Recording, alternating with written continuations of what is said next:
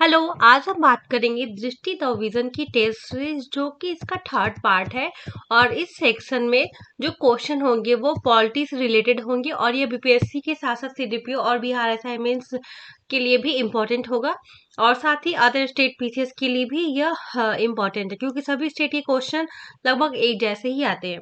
तो सबसे पहले हम पॉलिटी का जो सेक्शन है तो इसे हम देख लेते हैं कि बीपीएससी में अब तक पॉलिटी से कितने क्वेश्चन आते रहे और इसकी संख्या क्या हम एज्यूम कर सकते हैं नेक्स्ट 67th के लिए। तो 60 से 62वीं जो बीपीएससी का प्रीलिम्स एग्जाम था उसमें आपने देखा होगा, तो जो टोटल पॉलिटी से क्वेश्चन थे वह उनकी संख्या थी 12।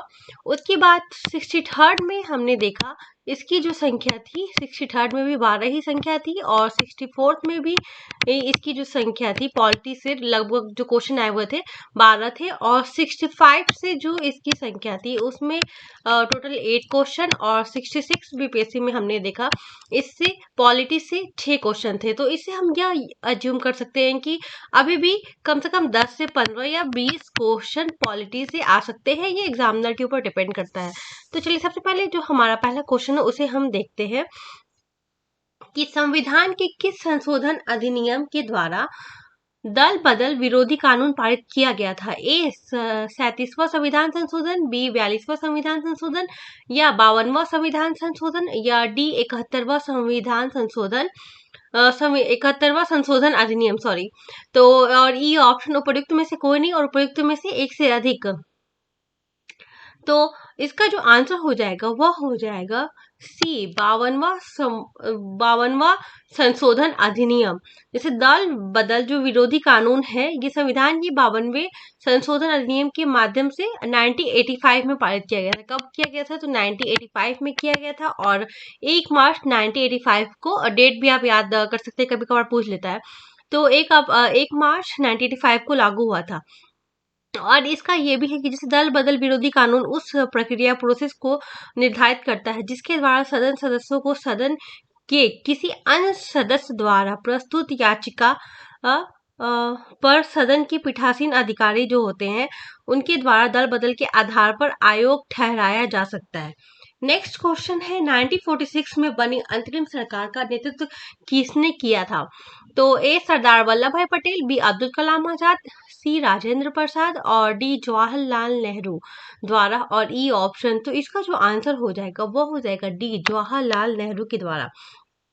कब किया गया था? 2 सितंबर 1946 को गठित भारत की अंतरिम सरकार का नेतृत्व जवाहरलाल नेहरू के द्वारा किया गया था। और आप ये भी याद रख सकते हैं इसमें कि यह भारतीय इतिहास में एक ऐसी कैबिनेट थी, एकमात्र ऐसी कैबिनेट थी जिसमें कांग्रेस और मुस्लिम लिंग दोनों केंद्र में साझेदार थे। ठीक है, नेक्स्ट क्वेश्चन है थर्ड। निम्नलिखित में किससे संबंधित संवैधानिक प्रावधानों को संसद में विशेष बहुमत के माध्यम से संशोधित किया जा सकता है? तो इस ऑप्शन है हमारे सामने राज्यसभा, बी निर्वाचन क्षेत्र का परिसीमन, सी मौलिक अधिकार, डी 5वीं अनुसूची, या फिर ई ऑप्शन। तो इसका जो आंसर हो जाएगा वह हो जाएगा सी मौलिक अधिकार। और क्यों होगा इसे आप देख लेते हैं थोड़ा सा। संविधान में निम्नलिखित 3 तरीके से आवश्यक संवैधानिक संशोधन किए जा सकते हैं। पहला हो गया संसद के साधारण बहुमत के द्वारा, उसके बाद भी संसद की विशेष बहुमत द्वारा, और संसद की विशेष बहुमत द्वारा एवं आधे राज्य विधानमंडलों की संस्तुति के उपरांत संशोधन। ओके, नेक्स्ट जो क्वेश्चन है फोर्थ नंबर, किस संवैधानिक संशोधन द्वारा मूल कर्तव्यों को भारतीय संविधान में शामिल किया गया? तो हमारे सामने 5 ऑप्शन है। 40वां संशोधन अधिनियम, 44वां संशोधन अधिनियम, 43वां संशोधन अधिनियम, और डी 42वां संशोधन अधिनियम, और ई ऑप्शन। तो इसका जो आंसर हो जाएगा वो हो जाएगा 42वां संशोधन अधिनियम। यह क्या है? भारतीय संविधान में मूल कर्तव्य, फंडामेंटल जो ड्यूटीज है उनको 42वीं संवैधानिक संशोधन अधिनियम 9 कब? तो 1976 द्वारा भाग 4 जो पार्ट 4A है उसमें शामिल किया गया था। नेक्स्ट कभी कभी ये भी क्वेश्चन पूछ लेता है, तो पार्ट कौन सा भाग है? भाग 4A। और कब? तो 1976 में। ठीक है, और वर्तमान में हमारे संविधान में अनुच्छेद 51A के अंतर्गत 11 मूल कर्तव्य हैं जो वैधानिक कर्तव्य है और विधि द्वारा प्रवर्तनीय है। निम्नलिखित में किसके पास किसी राज्य में विधान परिषद की उत्पादन का सृजन की सकती है? तो ऑप्शन है ए राष्ट्रपति, बी संसद और सी राज्यपाल, डी मुख्यमंत्री और ई ऑप्शन। तो इसका जो आंसर हो जाएगा वह हो जाएगा बी संसद के द्वारा। जैसे कि संविधान के अनुच्छेद 169 के तहत संसद विधि द्वारा किसी विधान परिषद वाले राज्य में विधान परिषद की उत्पाद मतलब समाप्ति उस उत्सादन है, सॉरी, जिसका अर्थ होता है समाप्ति के लिए, या ऐसे राज्य में जिसमें विधान परिषद नहीं है विधान परिषद के सृजन के लिए उपबंध कर सकती है, यदि उस राज्य की विधानसभा ने इस आशय का संकल्प विशेष बहुमत से पारित कर दिया है। इसके बाद जो नेक्स्ट क्वेश्चन है वो है 6 नंबर, इसे देख लेते हैं। भारत की स्वतंत्रता के बाद बिहार का पहला राज्यपाल कौन था? तो इसका और हमारे सामने 5 ऑप्शन है, ये थोड़ा सा इमेज ब्लर है। तो हाँ, राज्यपाल कौन था यहाँ लिखा हुआ है। तो ए है जाकिर हुसैन, बी जय रामदास दौलत राम, या सी गोविंद नारायण सिंह और डी माधव श्री हरि अरे और ई ऑप्शन। तो इसका जो आंसर हो जाएगा वह हो जाएगा बी जय रामदास दौलत राम, जो थे भारत की स्वतंत्रता के बाद बिहार के पहले राज्यपाल थे। ये भी क्वेश्चन इससे पहले राष्ट्रपति पूछा था, हाँ वो भी बिहार से रिलेटेड था। तो आप ये सब माइंड में रखना, बीपीएससी में अक्सर अब ये क्वेश्चन पूछ रहा है। जैसे जयराम दौलत राम स्वतंत्रता के बाद पश्चात बिहार के पहले राज्यपाल थे, और ये कब थे? 15 अगस्त 1947 से, और कब तक थे? तो 11 जनवरी 1948 तक ये राज्यपाल के रूप में थे। उसके बाद जो नेक्स्ट क्वेश्चन है वो है, निम्नलिखित में से किस मामले में सर्वोच्च न्यायालय ने माना कि एक दया याचिका के निपटारे से सरकार की ओर से हो रही देरी के आधार पर एक कैदी की मृत्युदंड की सजा को उम्र कैद में परिवर्तित हो सकती है? तो ये हमारे सामने 5 ऑप्शन है, आप देख सकते हैं। शत्रुघ्न चौहान बनाम भारत संघ, इंदिरा साहनी बनाम भारत संघ, या जस्टिस के एस पुट्टास्वामी बनाम भारतीय संघ, या देवेंद्र पाल सिंह भुल्लर बनाम दिल्ली राज्य और ई ऑप्शन। तो इसका जो आंसर हो जाएगा वह हो जाएगा ए शत्रुघ्न चौहान बनाम भारत संघ वाद। 2014 के एक ऐतिहासिक निर्णय में सर्वोच्च न्यायालय ने कहा कि कैदी की मृत्यु दंड पर दया याचिका से संबंधित निर्णय लेने में सरकार की ओर से देरी होने पर मृत्युदंड की सजा आजीवन कारावास में परिवर्तित हो सकती है। तो इसका आंसर ए हो जाएगा। और नेक्स्ट क्वेश्चन है, प्रधानमंत्री सहित केंद्रीय मंत्रियों की कुल संख्या नहीं होगी। तो ए लोकसभा में कुल सदस्य की 25%, 15% या 35% से अधिक, या 20% से अधिक, या फिर ई ऑप्शन।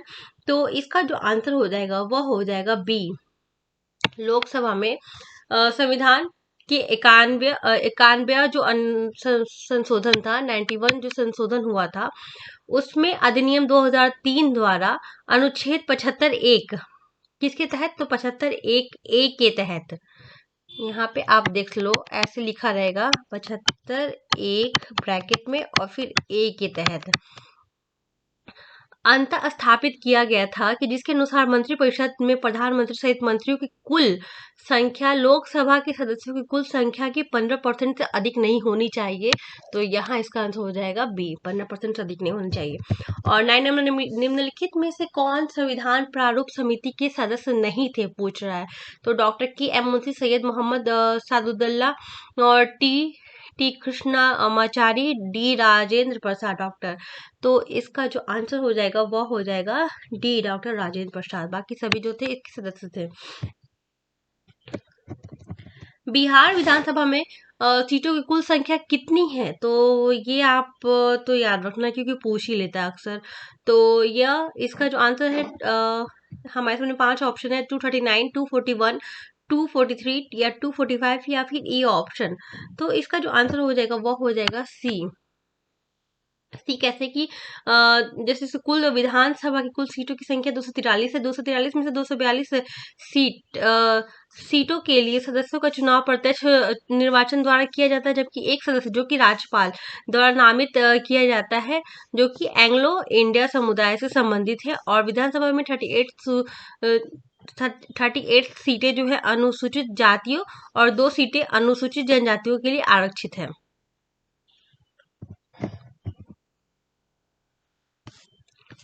नेक्स्ट क्वेश्चन है 11। निम्नलिखित में से कौन संसद के दोनों सदनों की संयुक्त बैठक की अध्यक्षता नहीं कर सकता है?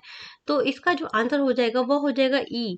मतलब क्यों नहीं कर सकता है? क्योंकि संयुक्त बैठक एक विधेयक के पारित होने पर दोनों सदनों के बीच गतिरोध को हल करने के लिए संविधान द्वारा प्रदान की गई असाधारण व्यवस्था है, और एक सदन के विधेयक पारित किए जाने तथा दूसरे सदन में प्रेषित किए जाने के बाद निम्नलिखित 3 स्थितियों में से किसी एक का गतिरोध माना जा सकता है। जैसे कि विधेयक का अन्य सदन द्वारा अस्वीकृत कर लिया गया जाता हो, या फिर यदि सदन विधेयक के लिए किए जाने वाले संशोधन से असहमत हो, या फिर यदि सदन द्वारा दूसरे सदन में भेजे गए कुछ 6 माह से अधिक समय बिता चुका हो। और राष्ट्रपति दोनों सदनों की संयुक्त बैठक में आयोजित कर सकता है, तो इसलिए ये नहीं होगा। और यहाँ पे सभी ऑप्शन है, इसलिए ये नहीं कर सकता। इसका आंसर ई हो जाएगा। राज्यपाल को पद की शपथ कौन दिलाता है?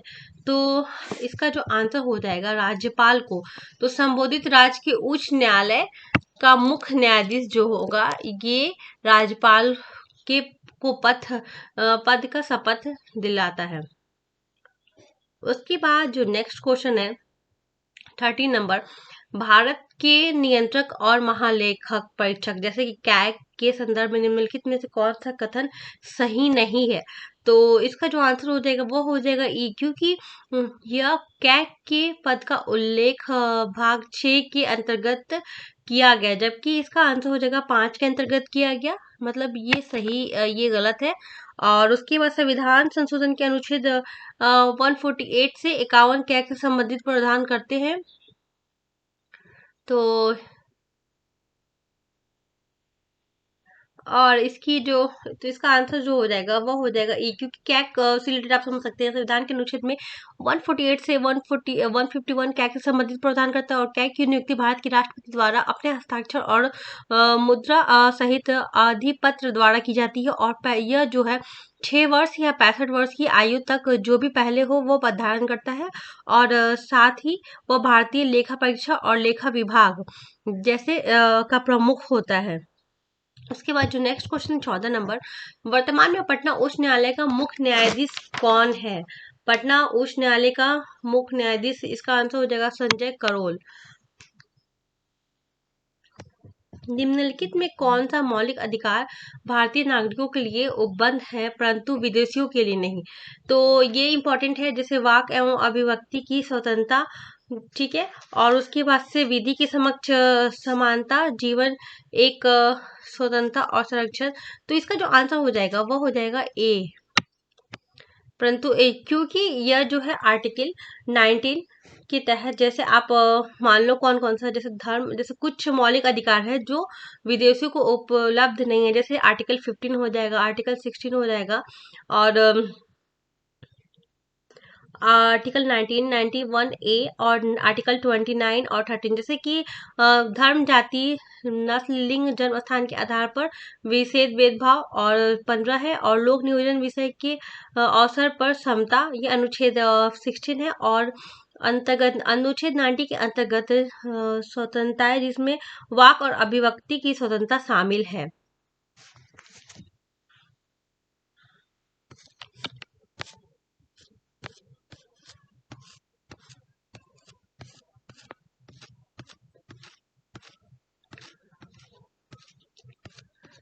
नंबर जो क्वेश्चन है, किस समिति ने दल विघटन के मामले में थोड़ा सा यहाँ इमेज जो है वो ब्लर है, तो मैं इस क्वेश्चन को एक बार फिर से देख लेती हूँ। जैसे किस समिति ने दल विघटन के मामले में अयोग्यता से छूट देने के लिए संबंधी में 10वीं अनुसूची के प्रावधान का निरस्त करने की सिफारिश की थी? तो इसका जो 5 ऑप्शन है, जेपीबी समिति, इंद्रजीत समिति, वोहरा समिति या फिर दिनेश गोस्वामी समिति या फिर ई ऑप्शन। तो इसका जो आंसर हो जाएगा वो हो जाएगा सी, वोहरा समिति।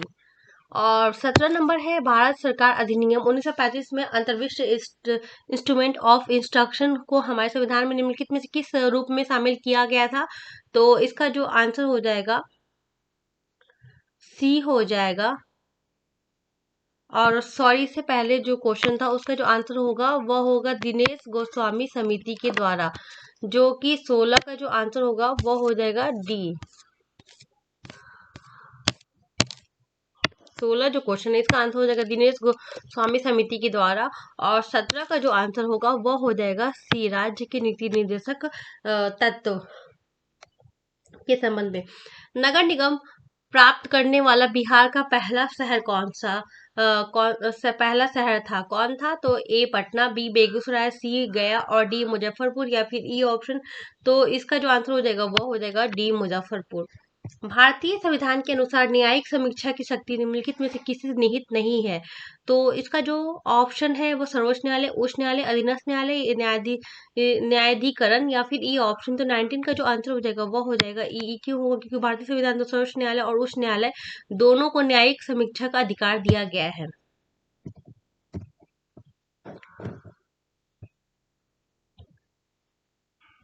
यहाँ एक से अधिक आंसर सही है, जैसे ये दोनों को दिया गया है इसलिए इसका आंसर हो जाएगा ई। उसके बाद जो नेक्स्ट है, किस मामले में सर्वोच्च न्यायालय में यह निर्णय दिया गया है कि अनुच्छेद 368 के तहत संसद को प्रदत्त संशोधन कार्य शक्ति उसे संविधान की मूल संरचना में परिवर्तन करने की शक्ति नहीं देती है। तो इसका जो आंसर हो जाएगा 5 ऑप्शन, इसे आप स्क्रीनशॉट ले सकते हैं। इसका आंसर हो जाएगा ए, केशवानंद भारती वाद 1973।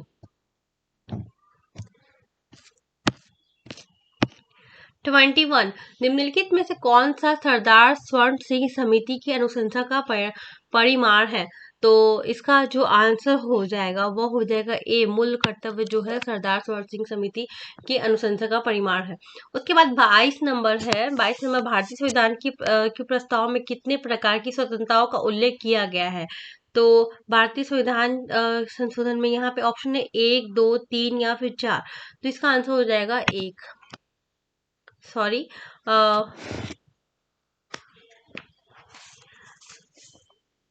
इसका आंसर ई होगा। ई क्यों होगा? क्योंकि यहाँ 5 प्रकार के भारतीय संविधान की प्रस्तावना में कितने प्रकार की स्वतंत्रता का उल्लेख है? तो 5 होगा और 5 ऑप्शन में नहीं दिया है, इसलिए इसका आंसर हो जाएगा ई ऑप्शन। जिससे प्रभुत्व संपन्न समाजवादी पंथ निरपेक्ष लोकतंत्र गणराज्य बनाने के लिए समस्त नागरिकों को है। उसके बाद नेक्स्ट है, संविधान का कौन सा भाग देश में निर्वाचन के प्रावधानों से संबंधित है? तो 5 ऑप्शन है, भाग 18, 15, 9 या फिर 14 और 15। तो इसका जो आंसर हो जाएगा वो हो जाएगा डी, 15। प्रत्येक 24 नंबर जो क्वेश्चन है, प्रत्येक वित्तीय वर्ष के संबंध में भारत सरकार का वार्षिक वित्तीय विवरण सदन में उस दिन प्रस्तुत किया जाएगा, जो कि तय होगा। 5 ऑप्शन है और इसका जो आंसर हो जाएगा वो हो जाएगा भारत का राष्ट्रपति जो निर्देशित करेगा उस अनुसार प्रत्येक वर्ष वित्तीय संबंध में भारत सरकार वार्षिक सदन में उस दिन प्रस्तुत करता है। उसके बाद जो नेक्स्ट है 25 नंबर, निम्नलिखित में कौन अंतर्राज्यीय परिषद की अध्यक्षता करता है? राष्ट्रपति, प्रधानमंत्री, केंद्रीय गृह मंत्री, रक्षा मंत्री या फिर ई ऑप्शन। तो इसका आंसर हो जाएगा बी, प्रधानमंत्री। 26 नागरिकता से संबंधित प्रावधानों का उल्लेख संविधान के किस भाग में है? तो नागरिकता, ये इंपॉर्टेंट, इससे भी पूछ ही लेता है क्वेश्चन, तो भाग 2 में है, जो कि आर्टिकल 5 से 11 के अंतर्गत है। उसके बाद जो नेक्स्ट क्वेश्चन है वो है, संविधान के निम्नलिखित में से कौन से प्रावधान राज्य की नीति निर्देशक तत्व है? तो यहाँ पे 5 ऑप्शन दिए हुए हैं, इसे आप स्क्रीनशॉट ले लीजिएगा और इसका जो आंसर हो जाएगा वो हो जाएगा सी, अंतर्राष्ट्रीय शांति एवं सुरक्षा को बढ़ावा देना। 28, भारत में निम्नलिखित प्रधानमंत्री में से कौन सा अविश्वास मत में पराजित हुआ था? मोरारजी देसाई द्वारा, विश्वनाथ प्रताप सिंह या एच.डी. देवगौड़ा, अटल बिहारी वाजपेयी? तो इसका जो आंसर हो जाएगा वो हो जाएगा ई। नेक्स्ट है, भारत के उपराष्ट्रपति के रूप में निर्वाचित होने वाला व्यक्ति की न्यूनतम कितनी आयु का पूरा कर चुका हो? तो उपराष्ट्रपति निर्वाचन होने वाला व्यक्ति की न्यूनतम आयु पूछ रहा है, तो इसका जो आंसर हो जाएगा वो हो जाएगा 35। उसके बाद जो नेक्स्ट क्वेश्चन है, राज्य के नीति निर्देशक तत्वों के विषय में निम्नलिखित कथनों में से कौन सा सही नहीं है? तो इसका आंसर हो जाएगा डी, ये प्रावधान राज्य पर नकारात्मक दबाव आरोपित करते हैं।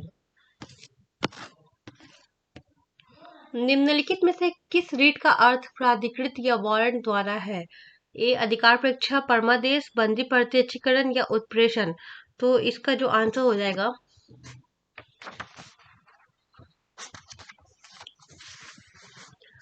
वह हो जाएगा ए अधिकार परीक्षा के द्वारा।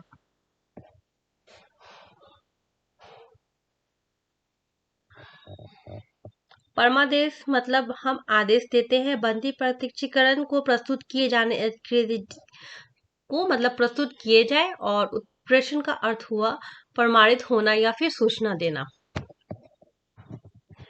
32, भारतीय संविधान में कौन सा अनुच्छेद अनुसूचित स्वायत्त जिला परिषदों से संबंधित है? तो इसका जो आंसर हो जाएगा वह हो जाएगा सी, छठी अनुसूची।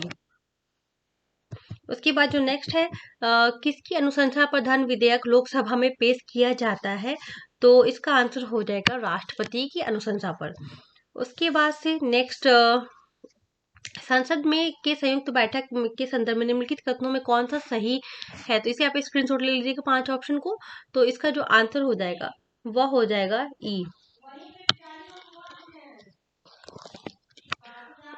उसके बाद जो नेक्स्ट क्वेश्चन है 35, निम्नलिखित में से किसका उल्लेख संसद की नियम प्रक्रिया में सही नहीं किया गया है? तो ये हमारे सामने 5 ऑप्शन है और इसका आंसर हो जाएगा बी, शून्यकाल को।